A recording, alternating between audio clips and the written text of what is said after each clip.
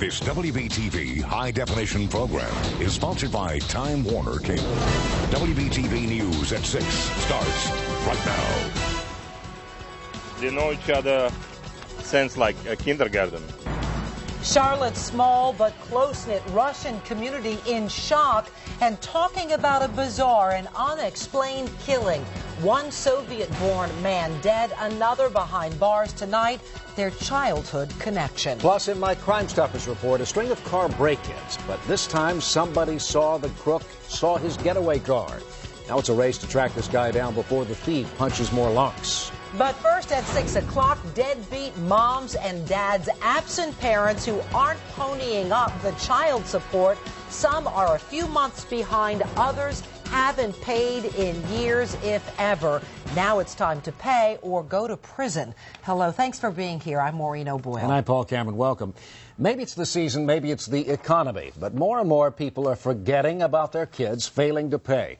These are the worst of the worst that police call deadbeat parents in Mecklenburg County. They owe thousands of dollars in back child support. Catherine Aquendo, a.k.a. Marilyn McGrath, $12,000. Elvis Shields. Elvis left the building owing $25,000. Warren Williams owes $27,000 to the mother of his child. Derwayne Link, $28,000. Romeo McMullen. Romeo, wherefore art thou? Crops want to find you. You owe $49,000. But the biggest deadbeat, a goober. Richard Goober Lahr owes a staggering $65,000. The biggest deadbeat dad in Mecklenburg County. If you see any of these people, call the sheriff's office. The 25 most wanted deadbeat parents in Charlotte owe more than $500,000 in back child support. That's $500,000 their kids aren't getting. But tonight, there's one less delinquent dad on the streets. WBTV's Dedrick Russell on your side. He is live at the county jail. And Dedrick, you were there when deputies took one of these guys away in cuffs. Yeah, you're absolutely right, Maureen. I was, and the absent dad had nothing to say. His name is Cedric Ware. He was hiding out inside a North Charlotte apartment when caught. Now the 27-year-old is behind bars, and police hope that he is now thinking about how he can start supporting his child. The 2-year manhunt ended in just minutes. Today, Mecklenburg Sheriff's deputies got a tip. Cedric Ware, who is nearly $14,000 behind in child support, was at this home. Why have you been paying up? No answer for me, but he will eventually have to answer to a judge. Ware is not the only deadbeat parent in Charlotte. The sheriff's office reports it has more than 1,300 arrest warrants for parents not paying up, and that number is on the rise. Last year, a total of 81 parents were arrested for coughing up no child support. So far this year, 92 moms and dads have been locked up. Captain Jeff Eason with the sheriff's office says more struggling parents are reporting their irresponsible exes. Everybody's scrounging for a dollar. Everybody needs their money. Since Ware didn't respond to my question, I asked Eason, how do parents justify their lack of payment? They always tell us it could be something as simple as I'm out of work. I took a cut in pay. I don't have a job. The captain says if deadbeat parents' pocketbook has recently taken a hit, just let the courts know. I've seen payments reduced. I've seen payments stay the same, with part of the payment being applied to the arrears. I've seen payments dropped, temporarily suspended until you can find work. Eason says it was a good day for the deputies. They found one of the top 25 deadbeat parents, but it still could be a bad day for Ware's kid, because despite the arrest, no guarantee the child will start getting support.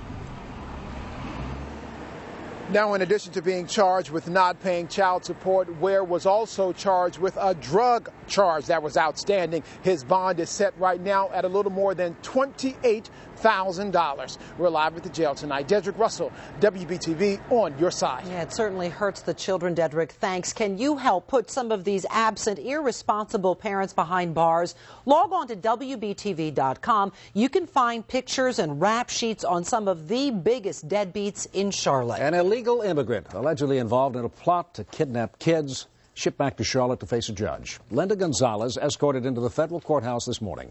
Gonzalez was picked up in Texas in October. Police say she and her husband, Ruben Garcia Rosario, were planning to snatch 2 little girls from a bus stop here in Cornelius and hold them for ransom.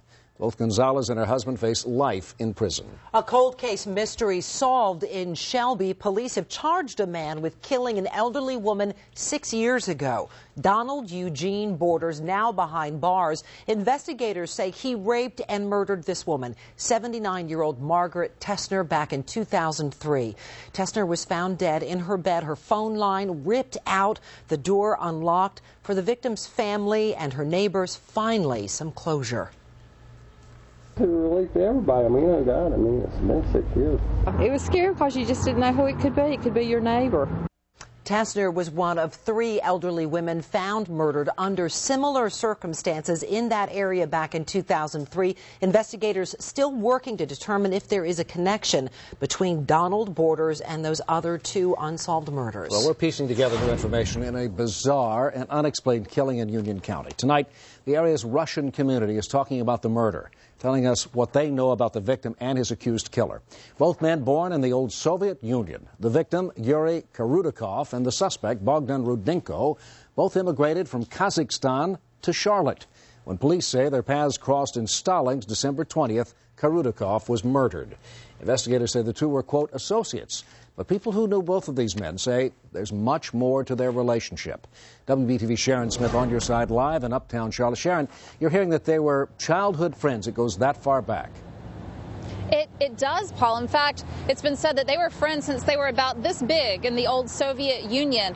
Rudenko, the suspect, was trying to get his friend to play soccer here, or rather hockey here in the U.S. In fact, he logged a good many hours playing for the Checkers here at the arena. Besides friendship, these 2 would have had fellowship, roots that go deep thanks to a common language, history, and home. Before Charlotte, the story goes Rudenko and Karatokov grew up half a world away in Siberia and Kazakhstan playing hockey together. They know each other since like a kindergarten. That's Ralph Davletiber, who owns a Russian video store on Independence. He says they came in sometimes to pick up a movie or music and naturally chat about life back home. And I know he's a good player in Russia. Rudenko, known as a tough guy, played minor league hockey for several teams in the U.S., including the Checkers a few years ago. Less is known about Karatokov. His body was found behind the repair shop where he sometimes worked. It's not clear how long he lived in the U.S. The way their story ended hurts fellow Russians we met today. The crime and the players have generated a lot of talk. We couldn't believe it. It's happened in our community. Because this is like a not usual situation. And the case still has a sense of mystery. What happened right before Christmas to turn one man against the other? And talking to people today, you really get a sense of a connection to these 2 men, whether they knew them or not. The video store owner told me that there's really quite a Russian population here. He estimates it to be about 42,000. They even have their own yellow pages, a very tight-knit group. For now, we are live in Charlotte. Sharon Smith, WBTV, on your side. Sharon, thank you. Now, Rudenko is still awaiting extradition hearing in Colorado. Police say they're still working on a motive for this killing. Live outside on the roads tonight, things moving smoothly. We have a chilly night ahead. Meteorologist Kelly Franson is here with a look at what's coming up tonight. Kelly? Well, chilly night tonight, and what's more interesting is what happens tomorrow night. We're watching a system in Texas and Oklahoma that at first glance looks similar to what was going on Christmas Eve. Of course, that eventually turned into an ice storm for our mountains, but not anywhere near as much moisture to play with here. The Christmas Eve storm dropped 14 inches of snow in Oklahoma City. This storm, 1 to 3 inches. So we're not dealing with as much moisture, although the setup very similar. The cold part of the storm is going to head north, and then the moisture along the Gulf will try to regroup and head toward the Carolinas. Again, it looks like this moves in tomorrow night. Yes, ice is a threat for the high country, but in a much lower amount than what we had on Christmas Day. Of course, I'll have more details and talk about what that storm will do for the rest of the area. In the meantime, this evening, certainly chilly. 33 degrees by 9 p.m. and down below freezing at 11. We're headed for the 20s once more,